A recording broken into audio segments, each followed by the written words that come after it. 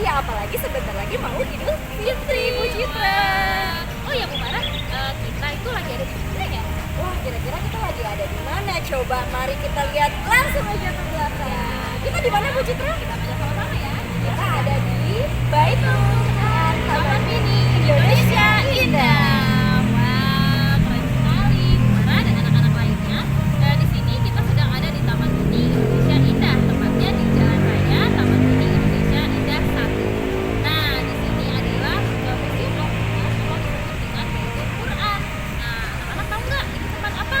Siapa yang tahu? Kira-kira tahu nggak ya anak-anak? Nora juga nggak tahu, Bu Citra. Kira-kira ini tempat apa sih, Bu Citra? Di dalam itu ada apa aja sih, Bu Citra? Oke baik, kalau gitu kita jelaskan ya. Di dalam sini adalah tempat penyimpanan mushaf Al-Quran di Bu Mara, dari yang besar sampai yang terkecil, dari seluruh daerah di Indonesia sampai dari belahan negara lainnya. Keren banget gak Bu Mara? Keren banget, Bu Citra. Nggak kebayang berarti semuanya jadi satu ada di sini ya, Bu Citra. Betul, kita bisa lihat-lihat ke dalam. Oke, aku nggak sabar, Bu Citra. Ini sama Bu Citra juga nggak sabar. Nah, anak-anak tahu tidak? Jadi awalnya itu Museum Al-Quran ini ya pada tanggal 4 Juli 1994, Presiden kedua Indonesia yaitu Bapak Soeharto menerima hadiah mushaf Al-Quran di Bu Mara. Ukurannya itu 2 kali 3 meter. Besar kan ya? Ide untuk membangun tempat penyimpanan mushaf Al-Quran. Oh ya Bu Mara, katanya di sini memiliki keunikan ya Bu Mara. Apa sih keunikannya? Wah, benar banget, Bu Citra. Bu Citra kok tahu banget sih? Ya dengernya gitu Oh, sih. gitu. Oke, sedikit aku akan jelaskan. Kalau kita lihat di museum Baitul ini bentuknya, kalau dilihat dari atas menggunakan drone, Bu Citra tahu drone nggak? Lu tahu yang kayak pesawat itu Ya, kan? yang dimainin anak Terbang-terbang milenial gitu. zaman now sekarang. Iya, iya. Nah, kalau kita lihat dari atas menggunakan drone, bentuk bangunan museum Baitul Quran ini menyerupai huruf Q, Q Wah, besar. maksudnya apa tuh Bu Mara? Maksudnya adalah Q adalah simbolis dari kata pertama Quran. Oh, betul Iya, banget ya. dan kalau bentuk bangunannya jika digambarkan itu juga seperti bubur Quran. Seperti itu, Bu Citra. Jadi unik banget kan? Banget, Ibu Citra jadi pengen lihat dari atas nih Bu Mara, gimana dong? Lihat dari atas, aku pengen banget lihat dari dalam juga, Bu Citra. Oh, iya. Ada apa aja sih kira-kira? Kita bisa ke dalam nggak Bu Mara? Bisa deh kayaknya. Oke, kalau gitu kita ke dalam sama-sama yuk. Oke, kita langsung ke dalam aja ya, Bu Citra ya. Oke, ayo kita Yuk, ke dalam. kita ke dalam.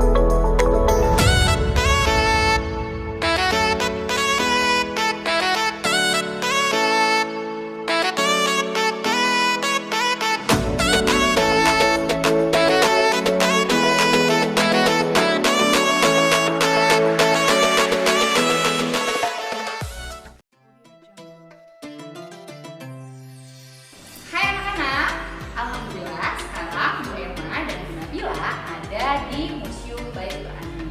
Nah sekarang kita berdua ada di Mushaf Istiqlal.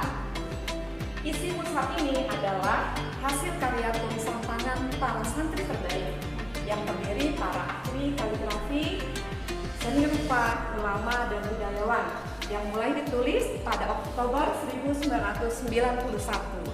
Nah Presiden Soeharto juga turut menuliskan huruf ba pada kata basmalah pada surat Al-Fatihah. Nah ini juga menandakan dimulainya Festival Istiqlal yang pertama dan dimulainya penulisan Mushaf Istiqlal. Biasanya diambil dari beragam hasil hiasan yang mencerminkan corak kebudayaan Nusantara. Wah, keren ya Bu Emma. Ternyata mushaf-mushaf di sini juga tidak luput dari berbagai macam kebudayaan yang ada di seluruh Indonesia. Yuk anak-anak kita lihat kembali mushaf-mushaf yang lainnya.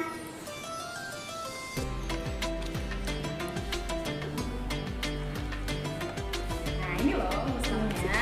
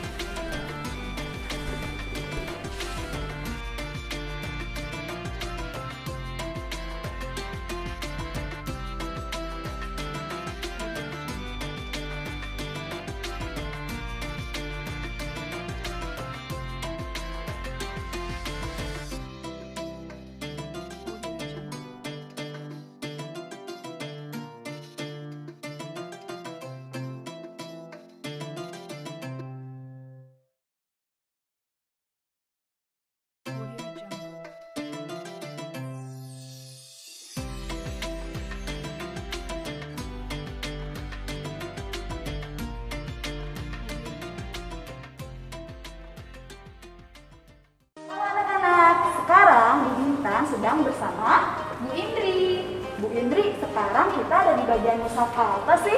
Oke, kita sekarang ada di bagian Mushaf Jakarta. Mushaf Jakarta, berarti asalnya dari Jakarta ya Bu Indri? Betul sekali. Nah, mushaf ini bercirikan corak Jakarta. Ciri khas Jakarta tahu nggak Bu Bintan apa? Bu Bintan berpikir dulu deh. Apa ya? Kok jadi penasaran? Anak-anak ada yang penasaran juga nggak? Oke, kayaknya anak-anak udah ada yang tahu nih. Ciri khas Jakarta adalah Monas. Nah, di mushaf ini ada gambar Monasnya loh. Nah, yuk anak-anak lihat yuk. Di sini ada gambar Monasnya. Bu Bintan udah dapat belum ya gambar Monasnya? Bu Bintan sih sudah dapat. Anak-anak ada yang sudah dapat juga belum? Oke, pasti udah dapat Bu Bintan. Di sini Mushaf Jakarta ada corak atau gambar Monasnya karena Monas adalah ciri khas dari simbol kota Jakarta. Oh gitu ya Bu Indri. Nah sekarang Bu Bintan kayaknya ingin mengajak anak-anak dan Bu Indri ke sebelah sini deh. Nah di sini ada mushaf Sundawi. Oh, kalau Sundawi berarti dari Sunda ya Bu Bintan? Betul sekali. Mushaf Sundawi ini berasal dari Jawa Barat. Mengapa disebut mushaf Sundawi? Bu Indri sudah tahu belum? Kenapa ya Bu Bintan? Ya karena mushaf ini desainnya khas motif-motif Sunda. Mari kita lihat yuk. Nah, di sini motifnya itu khas Sunda Bu Indri. Misalnya motif batik, ada juga motif bunga-bunga yang khas sekali dari Jawa Barat. Gitu. Oh gitu, makanya kenapa dibilang mushafnya mushaf Sundawi ya Bu Bintan? Betul sekali. Nah Bu Bintan, ini ada peti harta karun. Wah, jangan-jangan kita mau dapat harta karun Bu Indri. Tapi kayaknya ini ada fungsinya deh. Fungsinya apa sih Bu Indri? Nah di sini kalau kita baca di sini ada namanya peti satu mushaf Sundawi. Anak-anak lihat di atasnya, ih indah sekali Bu Bintan. Ada kaligrafinya, ada corak Sundanya. Oke. Wah, luar biasa sekali Bu Indri. Indah. Iya, di dalamnya tahu nggak Bu Bintan ada apa? Apa? Di dalamnya ini ada kumpulan mushaf Sundawi. Katanya di sini ada 10 juz. Oh gitu, berarti kalau satu Al-Quran totalnya ada 3 peti ya Bu? Bisa jadi karena Al-Quran itu kan ada 30 juz. Nah, di dalam satu peti ini ada 10 juz. Oh begitu. Wah, luar biasa sekali. Tapi anak-anak, tadi kita sudah lihat ada mushaf Jakarta dan mushaf Sundawi. Jadi, apa ya bedanya? Nah, sebenarnya isi kandungan atau tulisan Al-Qurannya sama Bu Bintan. Hanya bedanya ada di mana ya Bu Bintan? Oh, bedanya di motifnya tadi. Desain mushaf Jakarta khas dengan corak Jakarta. Sedangkan mushaf Sundawi sangat khas dengan motif-motif dari Sunda. Oh, jadi hanya corak atau gambarnya saja ya? Iya. Oke, nah anak-anak selanjutnya nanti anak-anak akan ke mushaf. Mushaf yang lain. Sekian dari Bunda dan Bisa. Assalamualaikum.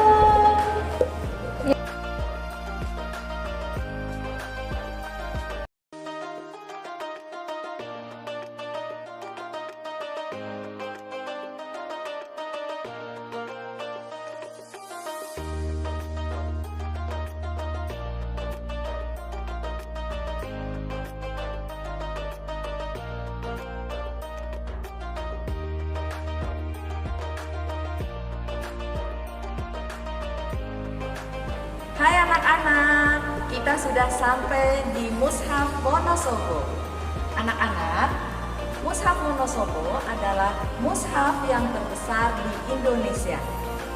Mushaf ini ditulis oleh Abdul Malik dan Hayatuddin. Dia adalah 2 orang santri yang berasal dari Pesantren Al-Asy'ariyah Wonosobo yang khusus mempelajari hafalan Al-Quran. Kalian tahu penulisan mushaf ini memakan waktu cukup lama, yaitu dari bulan Oktober 1991 sampai Desember 1992 dengan ukuran halaman 145 cm kali 195 cm. Sedangkan ukuran teksnya yaitu 80 kali 130 cm. Mushaf ini dihias dengan sederhana, yaitu menggunakan karton putih yang merupakan sumbangan dari penerangan pada zaman Presiden Soeharto. Kalian mau tahu siapa namanya? Yaitu Bapak Harmoko. Silakan Oke, anak-anak silakan dilihat. Kalian lihat tuh, besar sekali mushafnya. Kalau kalian membuka, nggak bisa sendiri. Jadi harus ada beberapa orang yang harus membantunya. Besar kan? Kita ke mushaf yang lainnya ya. Ayo. Mushaf berikutnya.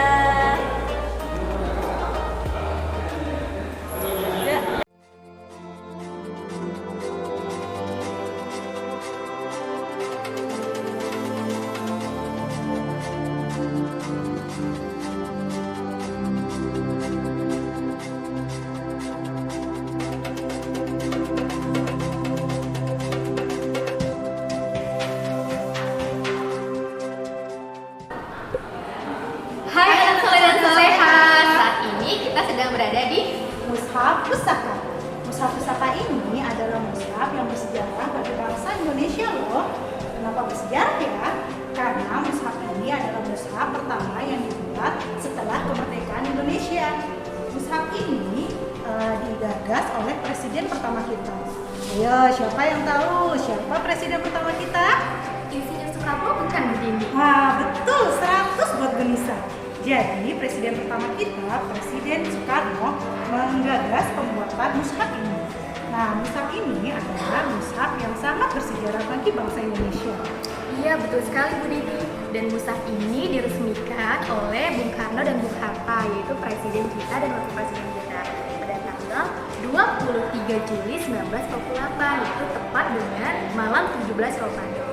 Nah, sudah kalian lama bisa sekali ya, lihat Nisa. mushafnya. Nah, peresmian ini diresmikan oleh Bung Karno dengan menulis huruf ba dan Bung Hatta menulis huruf mim pada kalimat basmalah. Dan kalian bisa lihat, nah mushaf ini menggunakan khat nasri, yaitu seni penulisan kaligrafi yang paling mudah. Jadi sering digunakan di dalam Al-Quran pada umumnya seperti itu. Dan Bu Dini, ternyata mushaf ini baru selesai dibuat pada tahun 1960 Bu Dini. Oh, lama juga ya Bu Nisa, berarti Iya, betul, butuh sekitar 12 tahun untuk menyelesaikan mushaf ini. Kenapa ya Bu Nisa bisa selama itu? Iya, karena pada waktu itu terhambatnya pasokan untuk penulisan mushaf ini Bu Dini. Betul sekali Bu Nisa, karena pada tahun 1948 bangsa kita, bangsa Indonesia sedang dalam masa mempertahankan kemerdekaan Indonesia, sehingga pasokan untuk mendapatkan kertas dan alat-alat untuk membuat mushaf ini menjadi tersendat, sehingga pembuatannya membutuhkan waktu yang lama ya Bu Nisa. Iya, jadi terhambat. Oke, nah teman-teman, karena mushaf ini adalah mushaf yang sangat bersejarah, maka kita harus lestarikan juga ya mushaf ini Bu Nisa. Iya, betul Bu Dini. Ini mushaf yang bersejarah bagi bangsa Indonesia. Mushaf ini juga adalah merupakan mushaf yang merupakan sebagai hadiah umat muslim untuk Kemerdekaan Indonesia. Iya, betul Oke, sekali. nah selanjutnya kita mau kemana lagi ya Bu Nisa? Oke Bu Dini, kita jelajahi mushaf selanjutnya yuk. Oke, siapa yang mau ikut? Ayo, ayo. Ayo, Let's go. pakai masker dulu ya. Oke.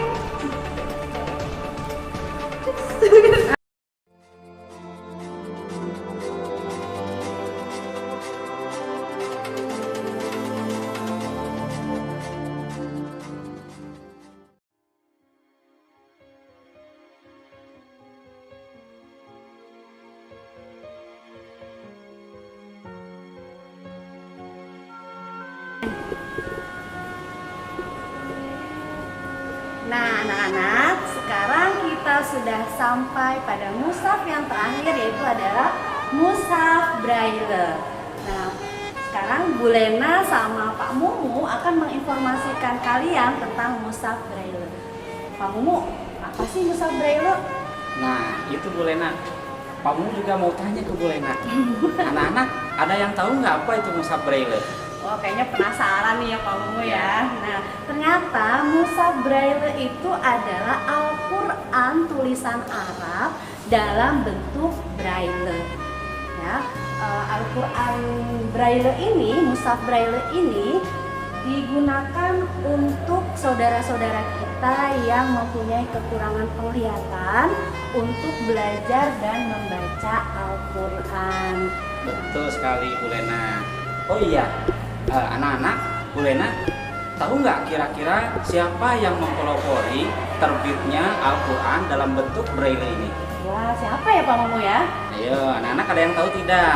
Nah, Al-Quran dalam bentuk Braille ini pertama kali diterbitkan oleh Yayasan Kesejahteraan Tunanetra Islam Yogyakarta pada tahun 1964 dalam bentuk Khot Imla'i. Akan tetapi anak-anak, pada tahun 1974 Badan Pembinaan Wiyata Guna Bandung itu menerbitkan Al-Quran Braille dalam bentuk Khot Usmani, sehingga pada saat itu terjadi dua perbedaan penulisan Al-Quran dalam bentuk Braille. Oleh karena itu anak-anak, Kementerian Agama lewat Pusdikbangnya menstandarisasikan Al-Quran dalam bentuk Braille sesuai dengan SK Menteri Agama nomor 25 tahun 1984. Bukan begitu Bu Lena? Iya, betul sekali Pak Mumu. Pasti penasaran nih Pak Mumu, teman-teman kita yang di rumah nih, bagaimana sih cara membacanya, sama gak sih seperti mushaf-mushaf yang tadi yang kita lihat sebelumnya? Nah, betul Bu. Nah, anak-anak, Al-Quran Braille ini tentu berbeda dong cara membacanya dengan Al-Quran yang biasa kita baca. Untuk saudara-saudara kita yang memiliki keterbatasan tidak bisa melihat atau kita sering menyebutnya tunanetra, maka mereka membaca Al-Qurannya dengan cara menyentuh Al-Quran tersebut dengan menggunakan telapak tangan mereka. Nah, seperti ini anak-anak. Nah, dari kanan disentuh, kemudian terus sampai ke ujung sebelah kiri, terus kemudian sampai paling bawah. Nah, seperti itu anak-anak, cara saudara-saudara kita yang tunanetra belajar membaca dan belajar memperdalam ilmu tentang Al-Quran. Ya, Pak Mumu, berarti kewajiban membaca Al-Quran itu bukan hanya untuk kita yang bisa melihat saja ya Pak Mumu ya? Betul Bu. Semua juga ya Pak Mumu ya? Semua punya kewajiban untuk bisa membaca Al-Quran. Terbukti saudara-saudara kita saja ya Bu, yang punya keterbatasan tidak bisa melihat, mereka tetap wajib membaca Al-Quran. Dengan cara apa Bu? Dengan cara menggunakan mushaf Braille. Jadi jangan mau kalah ya, yang memiliki keterbatasan untuk melihat saja, mereka masih mampu berusaha untuk membaca Al-Quran. Bahkan Pak Mumu, sudah banyak hafiz Quran yang berasal dari tunanetra. Betul sekali Bu. Ya, jadi nih ada satu pesan nih Pak Mumu nih untuk anak-anak di rumah nih Pak Mumu.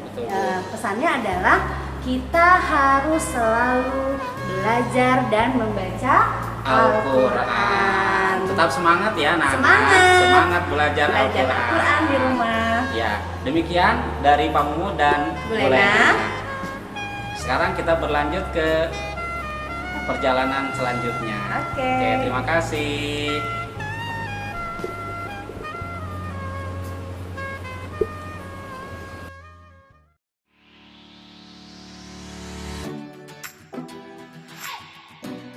Kembali lagi bersama Bu Lara dan Bu Citra. Gimana nih anak-anak, ngabuburit virtualnya seru banget kan? Wah, seru banget nih Bu Citra. Tadi kita pada lihat apa saja sih Bu Lara? Tadi kita udah keliling-keliling di Museum Baca Al-Quran ini, Kak Citra, ternyata luas banget ya. Betul, kita sudah lihat mushaf Al-Quran dari yang paling kecil sampai yang paling besar. Dari mana saja tuh Bu Lara ya? Banyak banget Bu Citra. Tadi kalau kita udah lihat dari awal sampai akhir, itu mushaf-mushafnya terkumpul dari berbagai negara, dari berbagai daerah, yaitu ada mushaf Sundali, ada mushaf Turki, kemudian ada mushaf Braille, dan ada mushaf pusaka. Ya, Banyak Bu Citra sekali ya. Bu Lara, wah keren banget. Jadi anak-anak pasti mau kesini deh. Boleh nanti sama mama papa ya? Iya benar. Tapi Kak Citra, sebelumnya